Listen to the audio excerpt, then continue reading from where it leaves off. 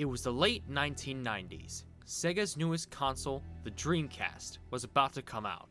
Sega was also riding off of the mixed reception of their previous console, the Saturn. So they had a lot to prove with this new console, and they knew just the person to turn to. Or should I say, Hedgehog. Sega could have just easily played it safe and made a 2D Sonic game with better graphics.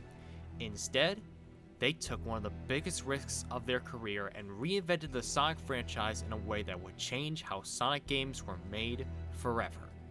That risk was known as Sonic Adventure.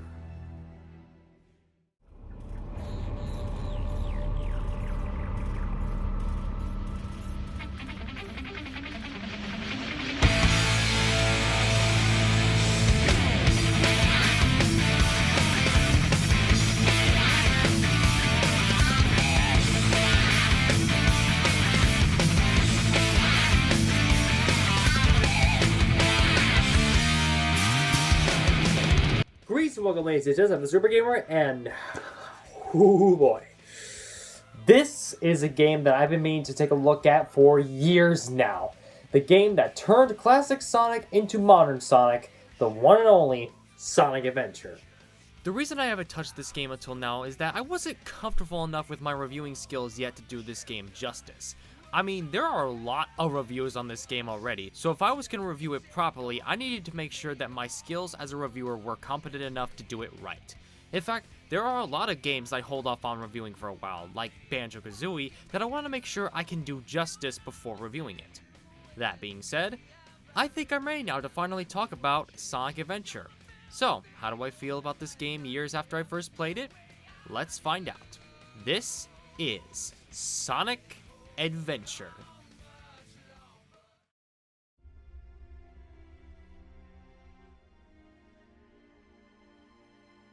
Sonic Adventure is probably the first Sonic game where the plot is actually pretty convoluted for its time. Not convoluted like something like Final Fantasy VII, but for a Sonic game, definitely. The whole story takes place over the course of 6 characters, each with their own reasons for being in the plot. Well, maybe.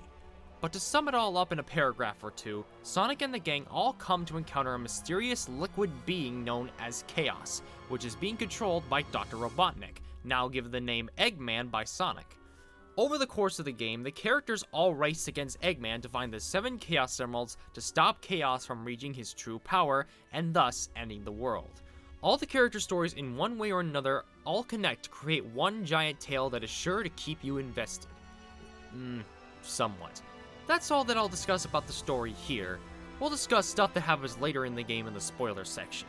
That said, the story for the most part is quite interesting to see unfold, as there are plenty of twists and turns to discover. Now, about those aesthetics.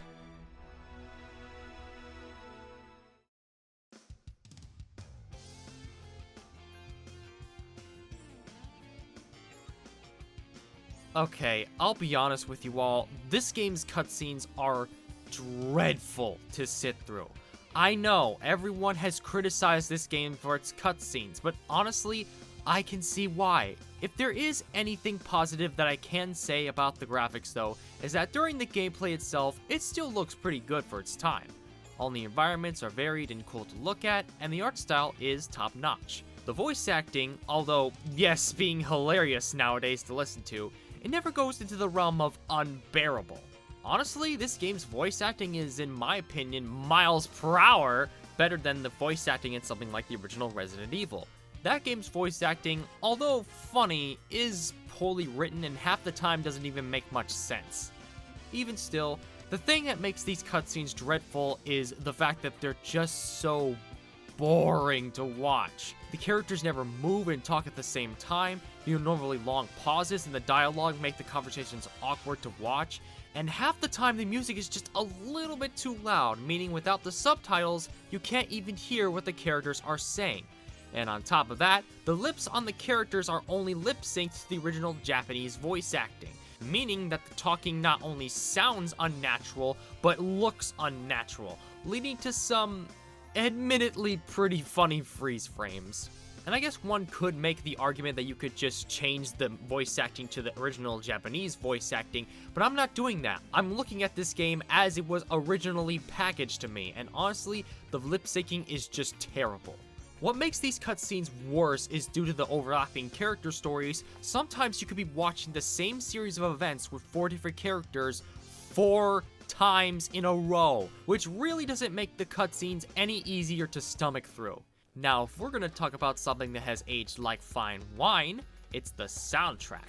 Sonic Adventure was the audio directorial debut of the one and only Ju Sennu, sorry if I mispronounced that name, who previously did a few pieces for Sonic 3 and Knuckles, but for this game was chosen as the main leader for the music. This game is also the series debut for the famous video game band known as Crush 40, who Jun is also a part of. If you've played a Sonic game in the last 15 years, you should know who Crush 40 is. In this game specifically, they're known for making the opening and final boss song, Open Your Heart. This song has gone down in gaming history as one of the best vocal songs to come out of a 90s video game, and it absolutely deserves that praise. I love Crush 40's music so much that I own their album on iTunes. It's that good. Aside from Open Your Heart, my favorite vocal song has to be Unknown From Me by Marlon Saunders. Yes, it's a very cheesy theme for Knuckles, but I'll be damned if it's not a song I love listening to every time I hear it. And as I said before, it has such an amazing saxophone solo that's such a joy to listen to.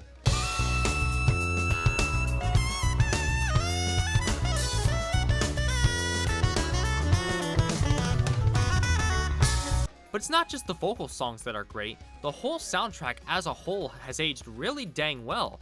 We got a few rock pieces here and there, but we got a lot of jazzy sounding music and even pieces that sound cinematic, which is always a plus in my book. The visuals may have aged as well as moldy cheese, but the soundtrack has stood the test of time, and it's all the better for it.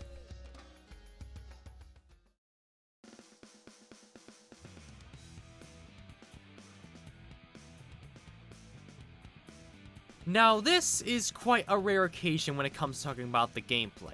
Since there are 6 characters with different playstyles each, the only way I could talk about the gameplay justice is to look at every character individually. So grab your popcorn, ladies and gents, cause this is gonna take a while. To start it off, we of course have the blue blur himself, Sonic the Hedgehog. Sonic's gameplay is almost a perfect transition from 2D Sonic to 3D Sonic. You travel through different set pieces collecting rings, busting robots, and going really, really fast. You can also spin dash in this game by holding down the B button, and it works really well in 3D. The control is also another thing that has aged like fine wine.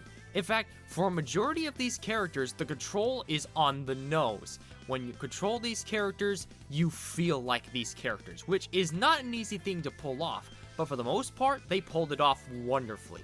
This game is also the birth of one of modern Sonic's most well-known moves, the homing attack. By pressing the jump button again while jumping, if an enemy is nearby, Sonic will shoot himself towards the nearest enemy, destroying them instantly. This tool helps make transitioning from 2D to 3D as smooth as it could possibly be, since this move is very useful if you want to take enemies out quickly and or don't want to risk losing a life if an enemy is over a cliff.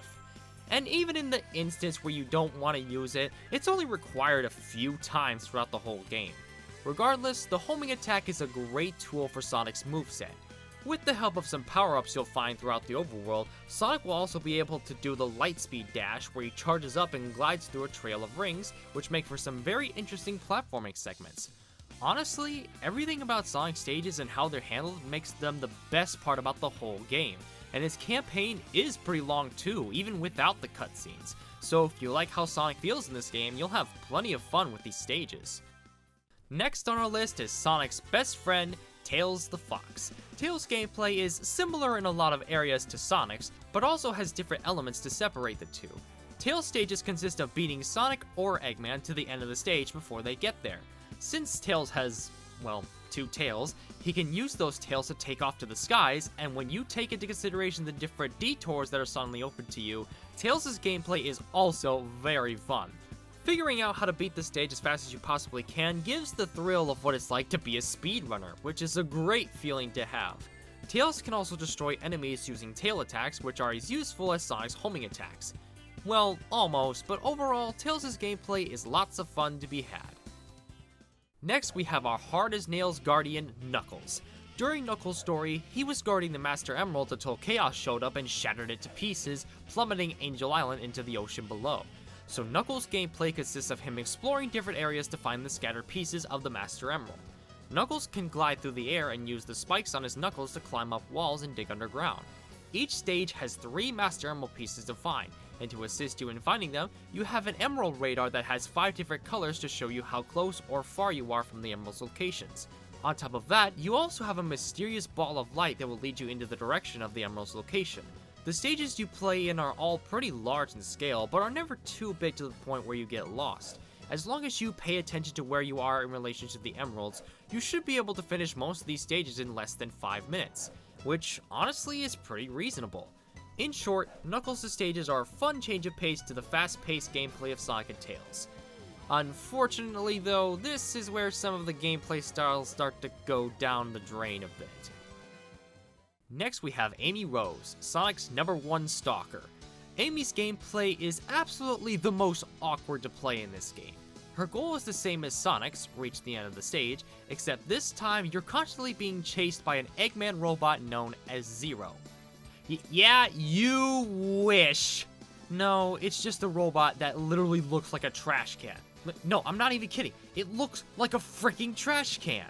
What a perfect analogy, considering that this bot's whole goal is to capture you, which, spoiler alert, unless you deliberately let him do it, will never happen. But that's not the only problem here. Amy's acceleration is so off that it makes doing things like Amy's acrobatic skills a royal pain. Amy's gameplay is just very awkward in general, and the funny thing is, I was actually watching Amy's cutscenes more than I was actually playing as her, because her story is probably the most cutscene heavy part of the game. And to top it off with all the issues with the cutscenes themselves, it's just... ugh. And just when you think that her story is over, it just keeps on going. But trust me, not even her worst moments can compare to undoubtedly the worst part of the game, Big the Frickin' Cat. I'm just gonna say it, everything about Big's scenario sucks. It absolutely sucks. For one, Big has little to no impact on the story as a whole. The only reason that he's even in this game is for 2 reasons. One, his pet frog Froggy has one of the 7 Chaos Emeralds in Chaos's tail, and 2, to help drive sales for a fishing accessory for the Dreamcast. That's pretty sad when your pet frog has more importance on the story than you do. Oh yeah, did I say he was made for a fishing accessory? Yeah, because Big Stages consists of him fishing for Froggy. This is already stupid enough, but to top it all off, the fishing itself sucks. It's so poorly executed that it brings the game down to a giant slog. They're not broken necessarily, because you can make these a breeze if you can somehow figure them out, but tedious? Yes. Quite frankly, everything about Big in this game is not only pointless, but tedious as well. Big, you're lucky that Sonic Heroes happened, because if this was your only main series Sonic appearance, you would have always been remembered as a joke. Thankfully, the last character, E102 Gamma, is actually quite fun. Gamma's gameplay revolves around shooting targets throughout the levels to try and keep the clock ticking. You can lock onto multiple targets at once, glide through the air, and Gamma himself controls very well. Gamma's scenario also slightly makes the awful cutscenes a bit easier to watch, since the fact that he's a robot fits well with the long pauses in between dialogue. My friend JP Upward pointed that out, so thank him for that. Gamma's story, despite also being pretty cutscene heavy, is admittedly pretty short, taking only about an hour to finish completely. Even still, Gamma has a lot more importance on the story than Big, and is still fun despite being really short. Now, before we move on to the final moments, I want to briefly go over some leftover bits of the gameplay. Sonic Adventure was the first game in the series to have hub worlds. Now, it's very easy to get hub worlds wrong in a game like this, but honestly, I think they did a good job. The hub worlds aren't too big and have a lot of recognizable areas to make sure you never get lost. And even if you do get lost, the game comes with a map to help you find out where you are. Sonic Adventure is also the first to feature a beloved series staple, the Chow Garden. For every robot you bust, you can collect the animals imprisoned inside them and take them to the Chow Garden to help raise and level up your very own Chow. Me personally, I never really cared for the Chow Garden, but I do recognize that it's a great incentive to replay stages to help your Chow grow. And overall, that's about it. With that said, let's finally get to the end game.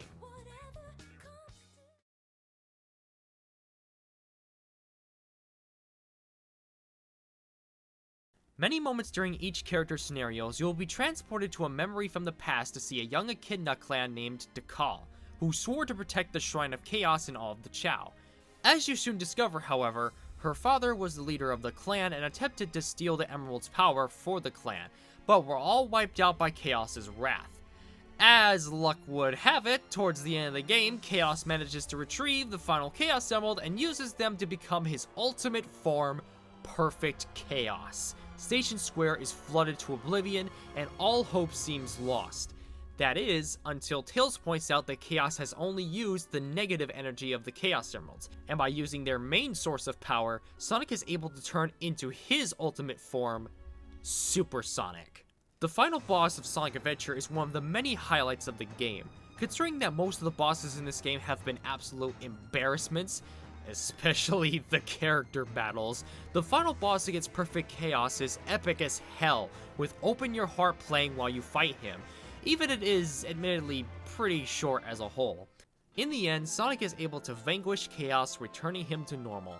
Tikal then takes Chaos and the Chow to a safer place, and then Tails... he says this. All's well that ends well, right? What are you talking about? The whole city was destroyed! Millions of lives were ended! What are you, freaking brain dead?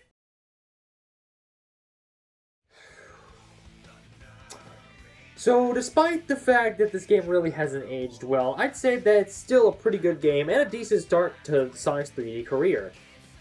But personally, I really won't find myself revisiting it anytime soon, because those cutscenes, man, they really are unbearable to sit through. If there's any game that deserves a remake, it is absolutely Sonic Adventure, because Sega has a lot of opportunity to remake the whole experience to something even better for new generations to come. Maybe they can make Amy's controls less awkward, or maybe they could just remove Big altogether. Or if they can't, they could at least make them somewhat functional or working in a way that makes sense. I don't know, it's Sega. You never know what you get with them. So, with that said, I'm going to give Sonic Adventure for the Dreamcast a 3 out of 5.